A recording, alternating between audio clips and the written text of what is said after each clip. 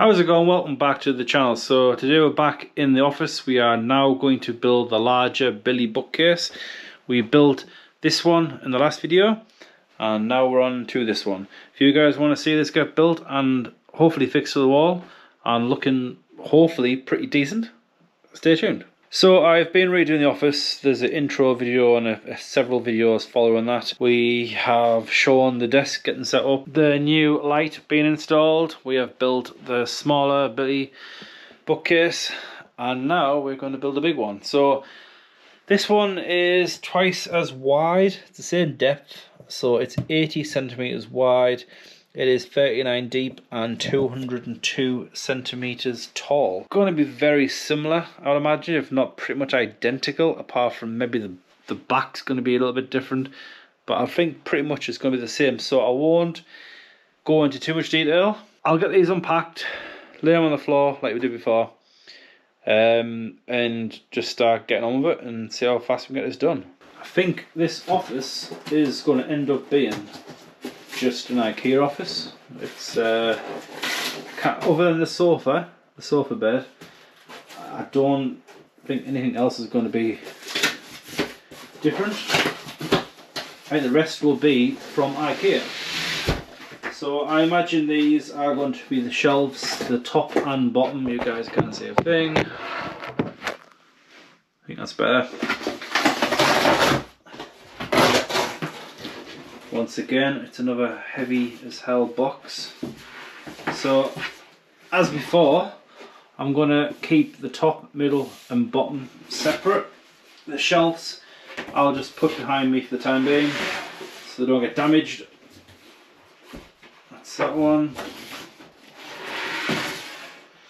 And that's that one. So I assume, apart from the front faceplate,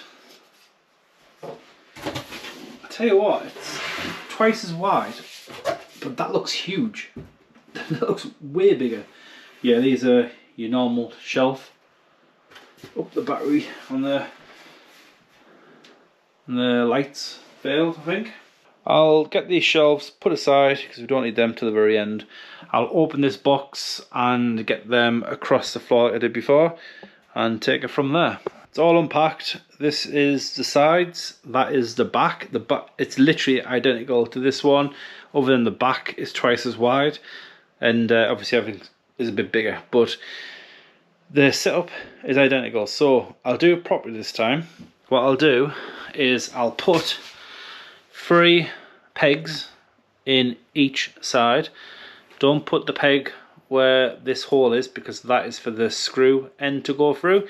So peg, peg, peg, cross all them sides, flip them round, put 3 pegs in each side, then the top, middle and bottom is done. I will then come to these, and these smaller holes need a screw in each. The screws are these ones here, just like before. So if you watch a previous video, it's identical. So I will go around and screw them in. You're probably best off using a screwdriver unless you're okay with impact. Just don't hammer these in because they will destroy the wood, so just be careful. So with the pegs, just push them in one at a time. Don't put them in that hole like I just needed there. And once you've got one done, put it in. Now, this is the bottom, and this is the bottom side. I don't know if you can see that, but the notch at the bottom indicates that's the bottom, and this ridge is the back. So just slide it on, give it a wobble as it goes in. Job's done. Much easier with 2 hands, but you get the idea.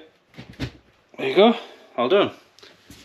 This is the back, so you want to put it in like this, otherwise you'd be looking at that. So that looks much better. So I'll put these pegs in and do the rest.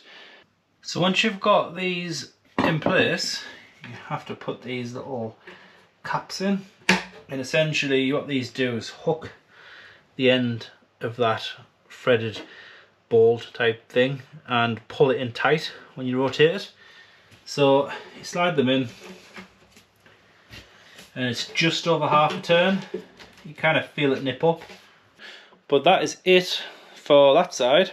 The next step is offering this up on top. I've also put the front plinth, this bit here, that is in also. As I said in the last video, these pegs, these dowel pegs, they're shorter than these. So you're best off lining the first three up and then bringing it back and catching the pins and just working your way from the back to the front. Next is to get that on there. Line up them threaded pins first, so them two are lined up. As you can see, they're all lined up nicely, but it's this that's stopping it from going down, so you just got to make sure that's lined up. And once that's kind of in place, give it a light tap just to make sure everything's got a place, which as you can see that dowel pin hasn't. Now it has. That looks okay. So in theory we should be good just to push it down. Now if you got something out of place, you try to do this, you're going to do some damage. So just be careful, take your time, there's no rush. And that is it. So get your plastic tabs, these things, put them in and tighten them down. I'm not left-handed. Just like so. And then we can get this on its front, ready to slide in the back bit. So the cupboard is ready to be stood up, but we need to put the back in first. So, like before, just mark the centre of this board, top and bottom, like so. Then this is probably going to be not wide enough to get the board through if this is on its front, if that makes sense. If I put this way, I might struggle to get the board past this door frame, so I'm going to try and slide it in from like at an angle. So let's give that a go. So that was actually quite a pain. With this one, you had to place on its front and slide the back in. I assumed this was the same. However, this has a fold in the middle, so I could have just laid it on its front and just basically opened it up halfway, slid one half in, and then popped the other half in, and then pushed it down. You do need to slide this in on its front. The instructions say to do it this way, but I don't have the room. As you can see, I physically cannot slide that through onto the back of the unit. The next job is to square it, so I will just take probably 4 nails for now. Get the old hammer. It's straightforward to do. So as you can see, that is not square whatsoever. There is like 3 to 4 mil and maybe 1. So what I'll do is put a nail in this side. That's in. This side is out. So you just want to push it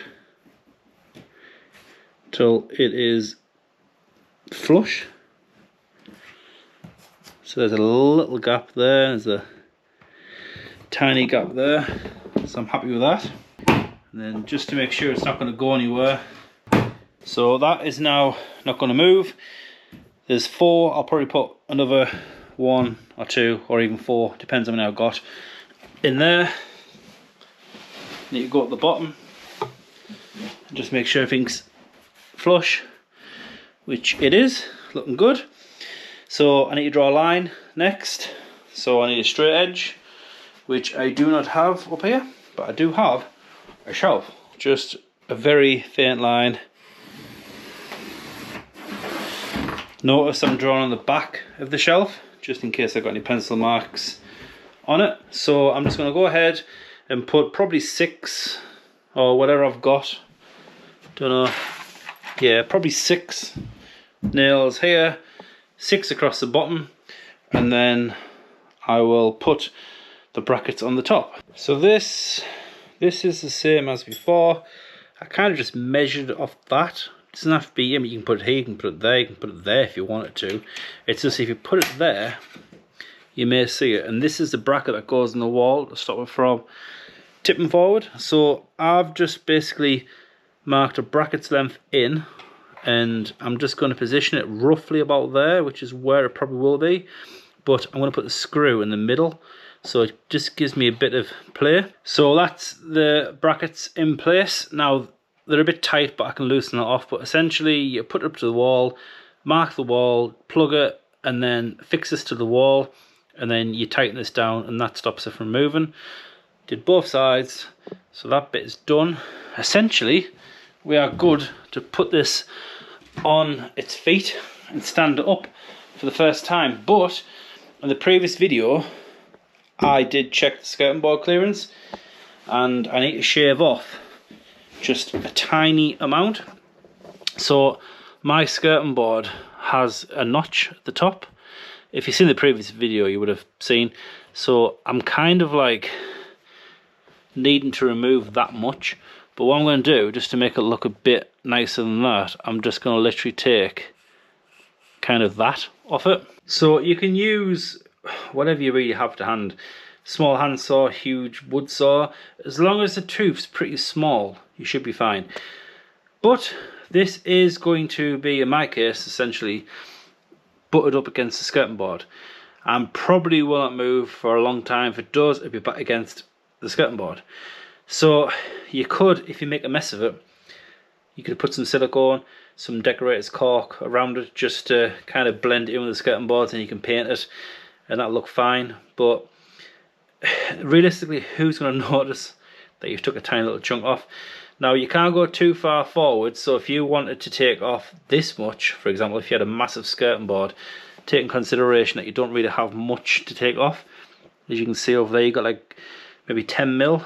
So if your skirting board is as deep as this, you're not going to be able to get as deep as that, because that's the deepest. So you can probably go 10 mil, but you couldn't do the 12 or 13. And just like that, it is up, and it's heavy. There's some weight in that. For an IKEA piece of furniture, you think it was like solid real wood. It's very heavy. Definitely needs to be anchored to the wall. So the skirting board job went nice and smoothly. As you can see, no one would ever know. Kind of looks normal. So as you can see, it's flat against the wall and it's got nice clearance. Now there's a bit of extra room there intentionally, because this will compress a little, especially when things start getting put in it.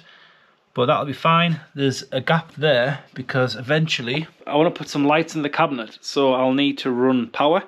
So that power's gonna have to go all the way around. So I'll be able to run the cable on the skirting board, so it gives a bit of clearance. And that should be good. I do want a bit of a gap for airflow, because if you have something fully sealed off, there's a good chance you might get a bit of mold. So I didn't want that. One thing I will point out is in the introduction video I did moan about how I wanted this carpet to run nice and straight. Bit of my OCD really. It's paid off, because you can see the cord in the carpet runs parallel to the front of the cupboard. If this carpet wasn't installed perfectly straight, it just would, I would notice it and that would irritate me. But that's good. So that worked out nice. I need to do the same to this one. I've already marked it with a pencil, so I'll get this chopped down. That is it in place. I think it's where it's going to be. Now I'm kind of stuck because I don't know if I want the smaller one on the right, or do I want to pull this out a bit, because it feels a bit packed down this end, and I do have a bit of space. It's not like I can put something here, so I don't know, do I want to maybe move this over 2 inches? and that would just give a 2-inch gap down here. I need to consider what I'm going to do. I can't finish it anyway. As I mentioned with this one, I don't know what's going to go in. I know my DeLorean is going to go here. The reason being, it is heavy as hell. And this shelf is fixed in with dowel pins, and it's got the big chunky kind of ball screw type things in them. That is pretty strong. That's probably the strongest shelf. The rest of the shelves are going to be held in with this tiny little pin, and I'm sure they're pretty strong, but the DeLorean is heavy. It's really heavy. So the DeLorean is going to here, I know that much.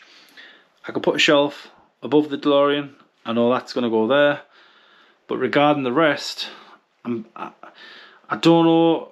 I've got a few F1 cars and some Lego stuff. I've got the Lego Home Alone home, which I think the house might go probably here.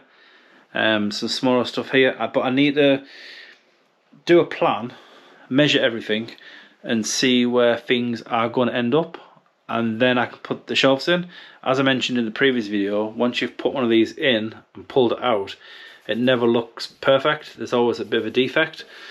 So ideally I would like to pick a position, put it in, and never change it. Also, I'm putting lights eventually, so once the lights are in, there's no going back, because with the lights you've got to drill a hole through the back, so you can't put a hole there and then move the shelf to here at a later date, because you'll have a big hole on show.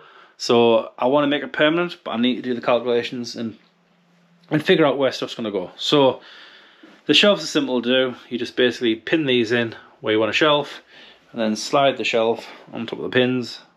That's it, simple. But I think we'll leave that one here. I need to think overnight on this, maybe get the wife's opinion, see what she thinks. I might shuffle this across and flip it around and do some different stuff. I'm going to also try that here, because I might buy another one to put there.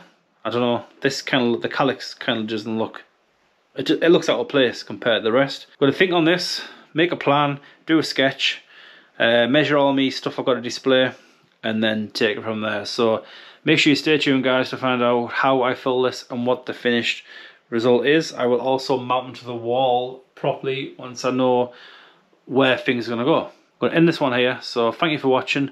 Make sure to stay tuned, because the next video will be me finishing these off, hopefully. So yeah, like always, please like, subscribe, comment down below, and I will see you in the next one.